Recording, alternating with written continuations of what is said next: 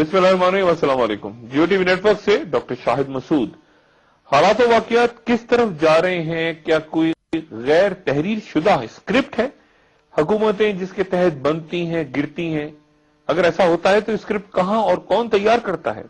और क्या ये जरूरी है कि जो भी प्लानिंग स्टेक होल्डर्स करें किसी रियासत में, अमल दरामद जू का तू हो जाए, या रियासत से बाहर की कुव्वतें, आलमी कुव्वतें जो अब हमारी स्टैब्लिशमेंट का हिस्सा बन चुकी।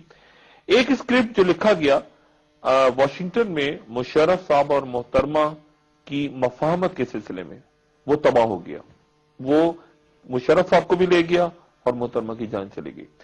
क्या अब आने वाले दिनों में स्क्रिप्ट तैयार हो रहे हैं और कौन तैयार कर रहा है और क्या गारंटी है कि वो स्क्रिप्ट कामयाब होंगे? मेरे साथ आज के प्रोग्राम में मौजूद हैं मुशाहिद हुसैन सैयद साहब। मुशाहिद साहब अस्सलाम वालेकुम। डॉक्टर साहब। मुशाहिद साहब, बर्बाद हो गया वो स्क्रिप्ट जो तहरीर हुआ था, यानी मुशर्रफ साहब और मोहतरमा को होना था, सरदारी साहब और गिलानी का कहीं तस्वुर भी नहीं था। ये सबसे पहले मुझे बताएं, 2006 में मुशर्रफ साहब अमेरिका जाते हैं, बहुत लंबा एक उनका दौरा है, सुकून के साथ किताब लॉन्च हो रही है, इंटरव्यू दे रहे, खुशबाश। वहां अमरीकी कहते हैं कि आप मोहतरमा से बात करें। इसकी बातचीत पहले शुरू हो चुकी थी और शुरू की थी बरतानिया ने। उनके जो पाकिस्तान में सफीर थे मार्क लाल ग्रांट, उनकी जिम्मेदारी लगी थी और वो जाते थे दुबई मोहतरमा से मुलाकात करने के लिए। फिर उन्होंने हैंड ओवर किया रिचर्ड बाउचर को, जो नायब वजीर खारजा थे अमेरिका के।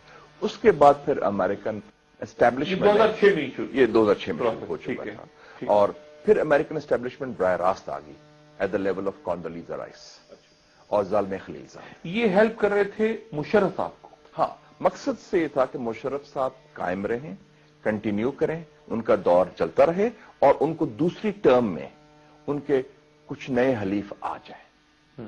उसकी क्या वजह थी? उनकी असेसमेंट थी कि ये मुशर्रफ साहब को री इन्वेंट करने की जरूरत है, कुछ बेहतर इमेज हो, मोहतरमा लिबरल हैं। और आपको याद है बुश ने दूसरी टर्म में यह भी अनाउंस किया था मैं अब जमहूरियत की बात भी करूंगा। उन्होंने मुशर्रफ साहब को कहा कि वर्दी उतारें, एक बात। दूसरी बात उन्होंने मोहतरमा से जरा कुर्बत हासिल करें और साथ साथ ताकि आपका जरा इमेज बेहतर हो जाए और ऑप्टिक्स बेहतर। मुशर्रफ उस वक्त 2006 में, यानी उसके बाद फिर मीटिंग होती है उनकी जनवरी में। जी, जनवरी 2007 में। अच्छा, उस वक्त तक मुशर्रफ साहब मुकम्मल तौर पे इत्मीनाद कर रहे थे और मोहतरमा इत्मीनाद कर रही थी मुशर्रफ साहब? वो इत्मीनाद कर रहे थे दोनों अमेरिका पर। अमेरिका पे, ठीक है। जो अमेरिका पुल का किरदार अदा कर रहा था इन दोनों में, दोनों के जो था आप कह सकते हैं गॉड फादर्स या शजरा नसब तो एक ही था ना, कि दोनों वॉशिंगटन की तरफ देख रहे थे। अच्छा, ट्रैक 2 बात शुरू हो चुकी थी उससे पहले, यानी एक होती है ना टीम्स मुलाकात, सीबीएम? नहीं, अभी ये इनडायरेक्टली मैसेजेस का सिलसिला शुरू हुआ है। आप कह सकते हैं प्रॉक्सिमिटी टॉक्स, कि आप खुद नहीं कर रहे। मुशर्रफ साहब की तरफ से कौन आ रहा था? तारिक अजीज आ रहे थे। अब वो फिर बाद में आए, वो और तारिक अजीम बाहर के लोग थे। हाँ, बाहर के लोग थे। पहली मीटिंग होती है, पहली मीटिंग 24 जनवरी 2007 में खुफिया मीटिंग अबू धाबी में होती है। अच्छा, और उसमें आप लोग भी नहीं हैं? किसी को नहीं मालूम, ना जिक्र किया उन्होंने, ना एस्टैब्लिशमेंट को भी मुशर्रफ साहब ऑन बोर्ड नहीं ले। आई थिंक जो एज नीडेड 2-3 लोगों को पता होगा, इंटेलिजेंस चीफ्स को, तारिक अजीज साहब को और मुशर्रफ साहब को। अच्छा, जनवरी 2007 के फौरन बाद डिक चेनी आते हैं पाकिस्तान। जी, आते हैं जी। और वो दौरा अच्छा नहीं जाता उनका। जी बिल्कुल।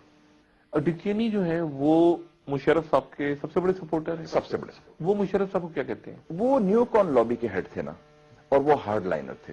वो बेसिकली वो जरा उस वक्त थोड़ी सी नाराजगी उनकी थी कि आप डू मोर वाली बात थी अफगानिस्तान के हवाले। और ये भी कह रहे थे कि डबल गेम कर रहे हैं। हाँ, वो कह रहे थे, कारजाई और उनकी लाइन थी, कारजाई कह रहा था देखिए मैं क्या करूं, मेरे हाथ तो बंधे हुए हैं, ये आपके दोस्त मुशर्रफ साहब का वो नहीं कर रहे। यानी जनवरी में मुलाकात हुई मोहतरमा और मुशर्रफ साहब की, फरवरी में डिक चेनी आए पाकिस्तान है। मुशर्रफ साहब नाराज थे, बड़ी कोई अच्छी मुलाकात नहीं रही। और मुशर्रफ साहब की बॉडी वो गुस्से में आती है, उन्होंने कहा करना है तो करो, इस किस्म की चीज थी वो। और डिक चेनी काबुल गए तो वहां पे उनका फिर एक खुद कुछ हमला भी शायद वो हमला भी हुआ, वो खराब गया। तो वो समझते थे कि पाकिस्तान की जो सिस्टम है वो पूरी तरह ऑन बोर्ड नहीं है अमेरिका के साथ अफगानिस्तान के। डिक चेनी मोहतरमा को भी सपोर्ट नहीं करते थे। डिक चेनी मोहतरमा के खिलाफ थे।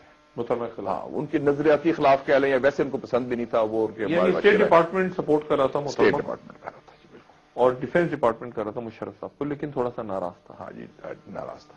अच्छा, अब अचानक وہ جاتے ہیں ڈک چینی واپس ناراض ہو کے، مشرف صاحب بھی غصے میں، اور 15 دن بعد شاید افتخار چودھری صاحب کو، 9 مارچ کو وہ فیصلہ ہو جاتا ہے۔ یہ آپس میں کوئی لنکڈ ہیں یہ تینوں چیزیں، جنوری، فروری اور مارچ؟ نہیں، میں نہیں سمجھتا لنکڈ ہے۔ اس کا بنیادی ایشو جو تھا، جو چیف جسٹس کو نکالنے کا، جو ایک دم حیران کن فیصلہ تھا جس کو کسی کو آن بورڈ نہیں لیا گیا، وہ میرے خیال میں مشرف صاحب کی سیکنڈ ٹرم سے تعلق تھا۔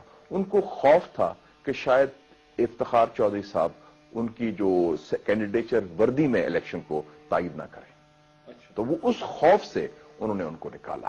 اچھا، اور اس میں آپ لوگ آن بورڈ نہیں تھے؟ نہیں، آن بورڈ نہیں، ہم نے تو مخالفت بھی کی، ہمیں تو بعد میں شوکت عزیز صاحب تھے آن بورڈ؟ وہ آن بورڈ تھے، شوکت عزیز آن بورڈ تھے۔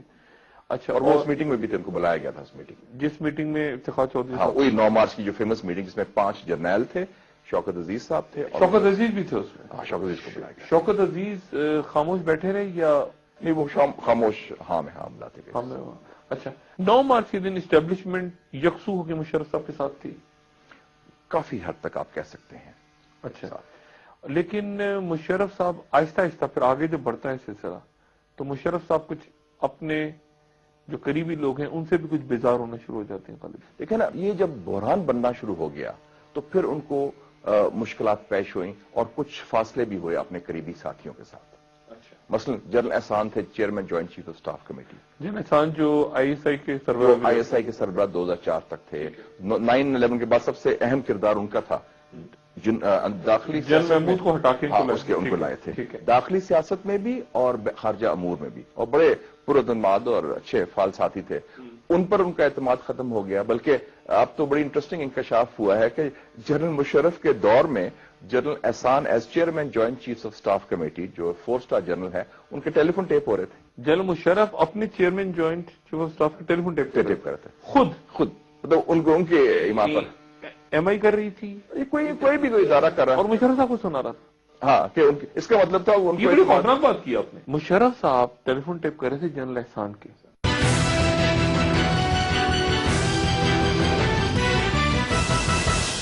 ویلکم بیک خواتین و حضرات۔ وقفے بھی جانے سے پہلے مشاہد حسین صاحب نے یہ ایک بم شیل پھینکا کہ مشرف صاحب چیئرمین جوائنٹ آف کمیٹی کے سربراہ کے ٹیلی فون ٹیپ کر رہے تھے، جنرل احسان جو کہ ڈی جی آئی صحیح بھی رہے اور بڑے قریبی ان کے دوست۔ اچھا، پھر یہ بحران بڑھتا ہے، اب یہ بحران بڑھ رہا ہے عدلیہ کا، لوگ سڑکوں پہ آ گئے ہیں، وکیل سڑکوں پہ آ گئے ہیں، ایجیٹیشن شروع ہو گئی ہے، اور یہ مشرف صاحب پسپائی پہ پسپائی 12 مئی ہو جاتا ہے، برے سے برے واقعات ہوتے چلے جا رہے ہیں۔ اب آ جاتا ہے ان کی بحالی کا، افتخار چودھری صاحب بحال ہو جاتے ہیں۔ وہ بحالی ہوتی ہے 20 جولائی کو، اور بڑی مزے کی بات ہے، جولائی میں بحالی سے 2 دن قبل مشرف صاحب کو انٹیلیجنس رپورٹ جاتی ہے۔ انٹیلیجنس رپورٹ کس کی؟ یہ جو ہمارے جو سب کی یا ایک کلیکٹیولی انہوں نے یہ رپورٹ جی، اور رپورٹ یہ دی کہ جی تینوں ادارہ کہہ لیں، مین رپورٹ کہ 13 جو ججز ہیں جو فیصلہ کر رہے ہیں رمدے صاحب کی قیادت میں، وہ ان میں سے 8 ججز مشرف صاحب کے حق میں ہیں اور وہ بحالی کی مخالفت کریں گے، یعنی فیصلہ مشرف صاحب کے فیور میں آنے والا ہے۔ فیصلے سے 48 گھنٹے پہلے انٹیلیجنس رپورٹ دے رہی ہے اپنے پریزیڈنٹ کو، اور فیصلہ آتا ہے ان کے خلاف، فیصلہ متفقہ آتا ہے ان کے خلاف آتا ہے۔ اچھا، یہ کیا ہے؟ تو اس کا مطلب ہوا کہ یہ اسٹیبلشمنٹ سپلٹ ہو چکی، اسٹیبلشمنٹ بھی کہہ سکتے ہیں تھوڑا سا سپلٹ ہے، اور اس کا یہ بھی مطلب ہے کہ جو حکمران ہیں وہ زمینی حقائق سے اتنے دور ہو گئے ہیں کہ وہ صرف انٹیلیجنس مجھے صاحب یہ ماننے کو میں تیار نہیں، اتنی غلط رپورٹ کہ 13 میں سے 8 آپ کی فیور میں ہیں اور سارے کے سارے 48 گھنٹے کے بعد ان کے خلاف۔ وہ دن یاد ہے مجھے جب فیصلہ ڈیلے ہوا تھا، پوری دنیا انتظار کر رہی تھی، وہ اسی دن کی دیکھیں جی 1988 میں انٹیلیجنس نے کہا تھا کہ آئی جی آئی الیکشن جیتے گی محترمہ کے خلاف ضیاء اللہ کے ڈیتھ کے بعد، اتنی غلط اسسمنٹ، بالکل ہو جاتی غلط اسسمنٹ۔ تو یہی، اور اس اسسمنٹ پر اگر آپ یقین رکھیں